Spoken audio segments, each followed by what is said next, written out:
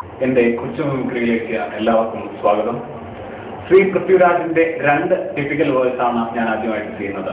നമ്മുടെ സാധാരണ പൃഥ്വിരാജിന്റെ സിനിമകളിൽ കണ്ടിട്ടുള്ള ശബ്ദവും അദ്ദേഹത്തെ ഇന്റർവ്യൂ ചെയ്യുമ്പോൾ ശബ്ദവും തമ്മിലുള്ള വേരിയേഷനാണ് ഞാൻ ആദ്യം ചെയ്യുന്നത്. അദ്ദേഹത്തിന്റെ പുതിയ മുഖം എന്ന സിനിമയിലുള്ള ഒരു അഗ്രസീവായ ഡയലോഗ് നമുക്ക് ആദ്യം കേട്ടു നോക്കാം. തല്ലി തോപ്പിക്കാനോ ജയിച്ച് കാണിക്കാനോ വേണ്ടി തിരിച്ചു വന്നല്ലേ, ജീവിക്കാൻ വേണ്ടി പഠിക്കാൻ വേണ്ടി വന്നതാ. പക്ഷെ സമ്മതിക്കലും താളം കുട്ടി മാത്രം ചിരിച്ചൊരു ശുദ്ധബ്രാഹ്മണനാണ് ഞാൻ. എന്റെ കാലിന്റെ താഴെ ഇപ്പൊ നിന്റെ നെഞ്ച് പടയ്ക്കുന്ന താളാ. ഞാനാണൊരു ചവിട്ടി കുട്ടിയാ, കത്തേറ്റി കുട്ടി നിർത്തുന്ന പോലെ സകലൊന്നും നിൽക്കും. ഈ കളി ഇന്നത്തേക്കൊന്ന് നിർത്തിക്കോണം. ഇതിന് കളിച്ച നമ്മൾ ഇനി ഒരാളെ കാണും, അത് നീയായിരിക്കില്ല. ഇതുപോലെ അദ്ദേഹം ചെയ്ത വളരെ ഫേമസ് ആയുള്ള ഒരു ഡയലോഗ് ചോക്ലേറ്റ് എന്ന മൂവിയിലെ അവസാന രംഗം, ആ ക്ലൈമാക്സ് രംഗമുണ്ട്, അതൊന്ന് കേട്ടു നോക്കാം. ആ തകർന്ന മുരളി ഇന്ന് തരും, ഇല്ലെങ്കിൽ അത് ഞാൻ സൂക്ഷിച്ചു കൊള്ളാം. നീ സൂക്ഷിക്കണം, അല്ലെങ്കിലും പ്രേമം പൊളിച്ച് ഗുഡ് ബൈ പറയാൻ നേരത്ത് നിന്നെ പോലുള്ള സകല അവളുമാരും സൂക്ഷിച്ചോളണം. എന്റെ സൗഹൃദത്തെ പ്രണയമായി കണ്ടത് നിന്റെ തെറ്റ് അല്ല, അത് നിന്റെ തെറ്റ്. നിന്റെ പ്രണയം നീ സൗഹൃദമായി നടിച്ചു. അതിന് നിനക്കുള്ള ബെസ്റ്റ് ആക്ട്രസ് അവാർഡ് തരാനാണ് ഞാൻ വന്നിരിക്കുന്നത്. ആത്മബലി കൊണ്ടല്ലടാ, ശാസ്ത്രവാർ കൊണ്ട് വേണം എവിടെയൊക്കെ തല്ലാൻ. എടി ചങ്ങനാശ്ശേരിക്കാരൻ മത്തായിന്റെ മകളിൽ ചന്ദ്രികയെ നീ എന്നതായി കരുതിയേ, നീ അങ്ങ് ഗുഡ് ബൈ പറഞ്ഞ് പോയാ ഈ രമണൻ കെട്ടി തൂങ്ങിക്കട നാടുന്നോ? അത് പണ്ട്. ഇപ്പൊ എന്റെ കഴുത്തിൽ ഒരു കുരുക്ക് വീഴുന്നുണ്ട്, അതിന്റെ മറ്റേ അറ്റത്ത് നീ കൂടി ഉണ്ടാവും മോളെ. പക്ഷെ ഇതിൽ നിന്നും കുറച്ച് വ്യത്യസ്തമാണ് അദ്ദേഹത്തിന്റെ ഇന്റർവ്യൂവിലുള്ള വോയിസ്. നമ്മൾ കുറച്ച് ദിവസങ്ങൾക്ക് മുമ്പ് അത് കേട്ടതാണ്. ജോൺ ബ്രിട്ടാസുമായി അദ്ദേഹം നടത്തിയ ഇന്റർവ്യൂ. അതിൽ പൃഥ്വി പറഞ്ഞ ഡയലോഗുകളിലേക്ക് ഞാൻ നിങ്ങളെ ക്ഷണിക്കുന്നു. ഇല്ല, മലയാളം ഫിലിം ഇൻഡസ്ട്രിയിൽ പൃഥ്വിരാജ് എന്ന് പറയുന്നവന് സ്പെസിഫിക് ആയ ചില അഭിനേഴ്സ് ഉണ്ട്. ഞാൻ ഒരിക്കലും മധ്യമാനത്തെ സപ്പോർട്ട് ചെയ്ത് സംസാരിച്ചിട്ടില്ല.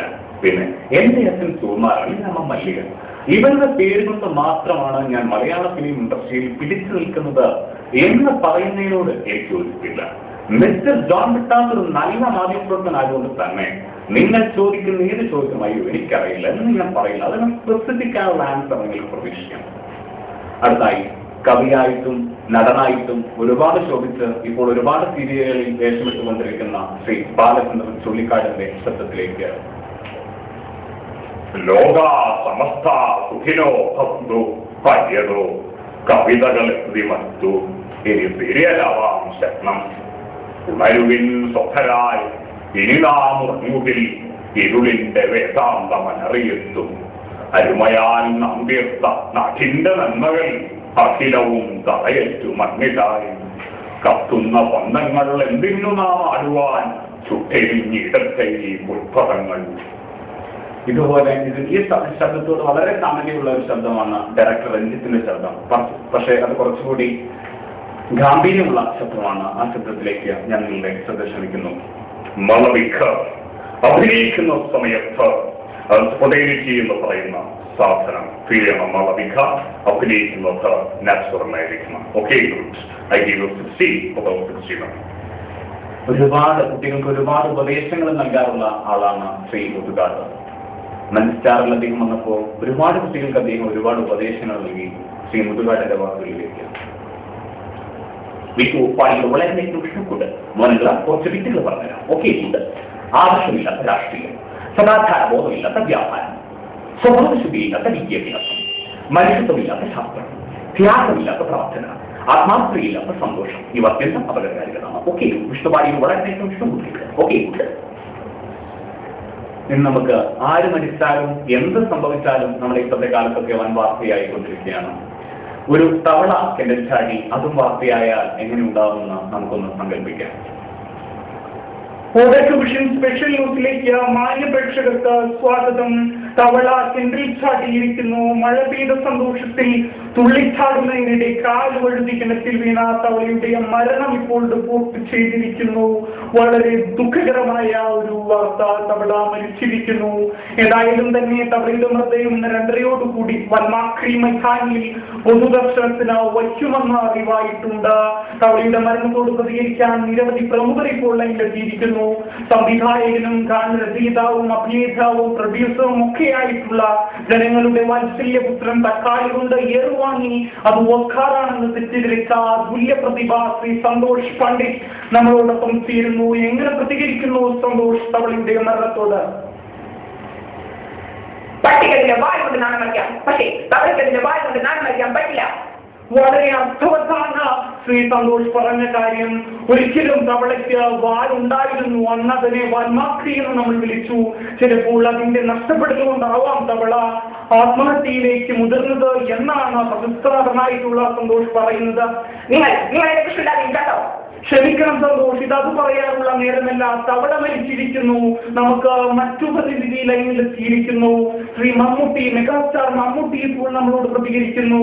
എങ്ങനെ പ്രതികരിക്കുന്നു ശ്രീ മമ്മൂട്ടി തവളയുടെ മരണത്തോട്? എല്ലാവരും ആശുപത്രി കഴിയുമ്പോൾ എനിക്കും കാരണം ഈ തവളയുണ്ടായിരുന്നത് എന്നിപ്പോൾ നടന്നതെന്ന് ആദ്യം തിരിച്ചറിഞ്ഞത് ഈ തവളയാണ്. പറയാൻ സെൻസ് ഉണ്ടാവണം, സെൻസിറ്റിവിറ്റി ഉണ്ടാവണം, സെൻസിറ്റിവിറ്റി ഉണ്ടാവണം. സംവിധായകൻ ലാൽ ജോസ് നമ്മളോടൊപ്പം പ്രതികരിക്കാനെത്തുന്നു. ഒരുപാട് സിനിമകളിൽ പ്രധാന വേഷമണിഞ്ഞിട്ടുള്ള തവളയാണ് മരിച്ചത്. എങ്ങനെ പ്രതികരിക്കുന്നു ശ്രീ ലാൽ ജോസ്? ഒരുപാട് വിഷമുണ്ട്. നമ്മളിപ്പോ നീലത്താമരാന്നുള്ളൊരു പ്ലാൻഡായിട്ട് ചെയ്തായിരുന്നു. അൺഫോർച്ചുനേറ്റ്ലി ഇപ്പൊ തവള മരിച്ചു. ഇനിയിപ്പോ തവളത്താമരക്കുള്ള സ്കോപ്പ് അൺഫോർച്ചുനേറ്റ്ലി നഷ്ടപ്പെടുക വലിയൊരു വശമാണ്. കാരണം തവളയെ പോലുള്ള ഒരു പ്രതിഭ എന്ന് പറയുന്നത് മലയാള ഫിലിം ഇൻഡസ്ട്രിയിൽ ഇനി ഉണ്ടാവും എന്നുള്ള കാര്യം സംശയമാണ്. ഏതായാലും നടനായിട്ടുള്ള തവളയുമായി അടുത്ത ബന്ധമുള്ള ശ്രീ ലാലു അലക്സ് നമ്മളോടൊപ്പം ചേരുന്നു. എങ്ങനെ പ്രതികരിക്കുന്നു ശ്രീ ലാലു അലക്സ് തവളയുടെ മരണത്തോട്? പേഴ്സണലായിട്ട് പറയുക, ഞാനും തവളയും തമ്മിൽ നല്ല ബന്ധമാണെന്നാണ് നാട്ടുകാർ പറയാറ്. ഞാനൊരു മനുഷ്യനായിരുന്നില്ലെങ്കിൽ ഞാനൊരു തവളയായിരുന്നേ. പ്രശസ്ത നടൻ ബാലചന്ദ്രൻ മേനോൻ ഇപ്പോൾ നമ്മളോടൊപ്പം പ്രതികരിക്കാനെത്തുന്നു. എങ്ങനെ പ്രതികരിക്കുന്നു ശ്രീ ബാലചന്ദ്രൻ മേനോൻ തവളയുടെ മരണത്തോട്? ഇല്ല, ഈ തവളയെ പറ്റി പറയുമ്പോൾ എനിക്കെന്റെ അമ്മായിയമ്മയാണ് ഓർമ്മത്. എന്റെ അമ്മായിയമ്മയുടെ ശാസ്ത്രമായിരുന്നു ഈ തവളയ്ക്കും എണ്ണൂറ്. മിനിസ്റ്റർ കുഞ്ഞാലിക്കുട്ടി ഇപ്പോൾ തവളയുടെ മരണത്തോട് പ്രതികരിക്കാൻ എത്തിയിട്ടുണ്ട്. ശ്രീ കുഞ്ഞാലിക്കുട്ടിയുടെ വാക്കുകളിലേക്ക് എങ്ങനെ പ്രതികരിക്കുന്നു ശ്രീ കുഞ്ഞാലിക്കുട്ടി തവളയുടെ മരണത്തോട്? നിങ്ങളാരും ബേജാറാവേണ്ട യാതൊരു ആവശ്യവുമില്ല. അതിനുള്ള എല്ലാ നടപടികളും ഞങ്ങൾ ആരംഭിക്കണം. സെക്രട്ടേറിയറ്റ് തിരുവനന്തപുരത്താണെങ്കിലും അതിനുള്ള എല്ലാ നൂലന്മാരും മുഴുവൻ നടക്കുന്നത് നമ്മളെ മലപ്പുറത്താണ് എന്നുള്ള കാര്യത്തിൽ യാതൊരു സംശയവുമില്ല. ഇനി നമ്മുടെ നാട്ടിൻ പുറത്തൊക്കെ ഫുട്ബോൾ മത്സരം നടക്കുമ്പോൾ അതുണ്ട് എന്ന് അറിയിച്ചുകൊണ്ടുള്ള ഒരു അനൗൺസ്മെന്റ് കേൾക്കാം. അത്തരത്തിലുള്ള ഒരു അനൗൺസ്മെന്റിലേക്ക് വായുമില്ല കൊല്ലമായി അർത്ഥമില്ല.